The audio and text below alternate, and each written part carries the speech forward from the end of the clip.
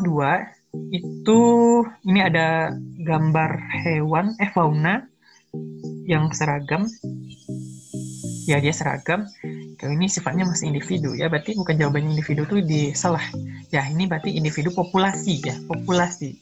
Berarti kumpulan faunanya yang sejenis yang dapat hidup dalam suatu wilayah gitu. Kalau ekosistem itu apa? Ada makhluk hidup lain, berarti tidak sejenis lagi. Komunitas ini gimana? Nah, komunitas ini merupakan gabungan dari beberapa populasi.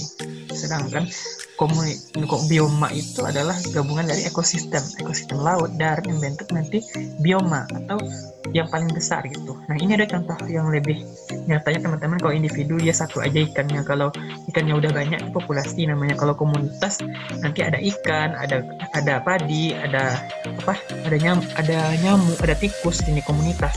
Kalau ekosistem seperti ini. Nah, jadi ekosistemnya tadi itu kan ya baru bioma kan. Nah, bioma ini gabungan dari beberapa ekosistem yang nantinya dikenal dengan biosfer, lapisan makhluk hidup. Jadi jawabannya sudah tentu adalah B, populasi. Next, nomor 39. Salah satu faktor yang harus diperhatikan adalah mitigasi. Berarti upaya mengurangi adaptasi penyesuaian terhadap perubahan iklim. Nah, adalah siklus karbon. Karbon dapat berperan dalam proses perubahan iklim melalui cara. Nah, apa jawabannya?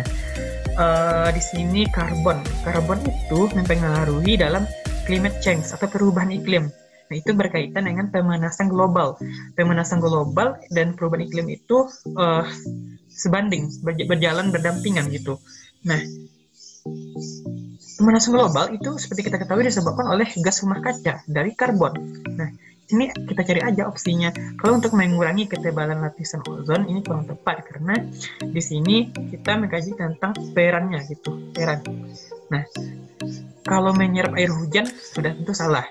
Sebagai gas rumah kaca ya seperti yang saya katakan, mengurangi kadar oksigen di atmosfer ini tidak berpengaruh memperkuat radiasi sinar UV. Jawabannya adalah C, karena karbon mempengaruhi gas rumah kaca yang berdampak pada pemanasan global itu sendiri. Next, kita bahas soal nomor 40 ya. Nah, soal nomor 40 itu mengkaji tentang hidrologi ya. Hidrosfer. Kualitas air dapat dinilai dari kadar nitrat dan fosfat yang terkandung dalam air. Konsentrasi nitrat fosfat menentukan kualitas air dalam hal tingkat kesuburan, tingkat penyerapan oksigen, kesehatan air, tingkat kekeruhan air, tingkat daya tembus air dalam air. Nah, nitrat dan fosfat ini kalau kita ibaratkan ini seperti nutrisi yang dibutuhkan oleh makhluk hidup. Nah, yang dikaji di sini adalah kesuburan. Nitrat, fosfat, nutrisi itu berkaitan dengan kesuburan. Sudah kita cari aja jawabannya kan kesuburan. Tingkat kesuburan air kesuburan. Oke. Tingkat penyerapan oksigen oleh air tidak dipengaruhi. Tingkat kesehatan air bukan hanya nitrat dan fosfat. Tingkat kekeruhan air kurang tepat. Tingkat daya tembus air dalam air ini berkaitannya dua tentu tidak salah jawabannya. Jadi jawabannya adalah A, tingkat kesuburan air karena ini nitrat dan fosfat, nutrien, kandungan yang terdapat dalam air. Next, kita masuk soal nomor 41. Rantai makanan terdapat beberapa spesies, level spesies, tingkatan spesies yang terlibat, mulai dari autotrof dan heterotrof. Nah, ini autotrof dan heterotrof. Mulai dari autotrof sampai ke karnivora adalah, nah ini yang ditanyakan dari autotrof sampai ke karnivora. Kita lihat opsi A, spesies yang mampu memproduksi makanan sendiri. Yang ditanyakan autotrof. Ya, autotrof itu apa? Spesies yang mampu memproduksi makanan sendiri. Di gambar ini teman-teman. Nah, ini ada tumbuhan, alga, banyak bakteri yang bersifat autotrof. Sedangkan spesies yang mampu mencari makanan sendiri itu heterotrof. Itu jawaban B salah. Spesies yang mampu memanfaatkan spesies lain untuk dijadikan makanannya, ini juga salah karena ini berkaitan dengan ini ya, yang B. D, spesies yang tidak akan dimakan oleh spesies lainnya, ini tidak berkaitan dengan pembentukan makanan tadi. Spesies yang mampu memakan daging atau tumbuhan sebagai makanannya, ini karnivora tadi, tidak berkaitan dengan autotrof heterotrofnya. Jadi yang mampu memproduksi makanan sendiri itu dikenal dengan autotrof. Termasuk soal nomor 42, tipe pencemaran lingkungan dapat dikhususkan berdasarkan jenis, yaitu pencemar biologi, kimia, dan fisik. Contoh kimia adalah ya kita cari aja kuncinya yang berkaitan dengan kimia, pupuk itu kimia kan. Kalau daun ini biologi, Sampah plastik. Sampah plastik gimana? Oh, ini termasuk fisik, kimia, atau biologi. Nah, bakteri berbahaya, sedimenter suspensi. Nah, kita cari aja langsung jawabannya adalah yang berkaitan dengan kimia. Sudah tentu jawabannya adalah ini. Oke.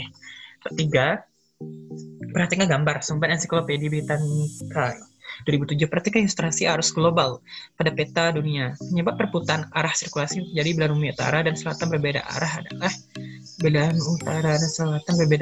adalah itu dipengaruhi oleh apa? Nah, di sini kita lihat opsinya. Arah tiupan angin di atmosfer, adanya daratan di antara lautan dunia, revolusi bumi, matahari, perbedaan kedalaman laut, rotasi bumi. Nah, ini kan sirkulasi arus global. Nah, arus global itu tidak lepas dari yang namanya rotasi. Rotasi bumi itu mempengaruhi tentang arus laut, seperti ini. Jadi jawabannya adalah E, rotasi bumi. Kita lanjut kepada soal nomor 44. Nah, ini istilah-istilah dalam jalur hidrologi yang sudah sering kita bahas. Nah, presipitasi, infiltrasi, evaporasi, transpirasi, dan aliran permukaan adalah beberapa faktor yang terhitungkan dalam siklus hidrologi atau siklus air. Dalam memperhitungkan jumlah air tanah, faktor yang merupakan input atau masukan ke dalam sistem air tanah adalah infiltrasi, penyerapan air ketika hujan turun, infiltrasi turun gitu, air masukkan menjadi masukan, ini benar nih. Evaporasi, ini air malah pergi, transpirasi malah pergi.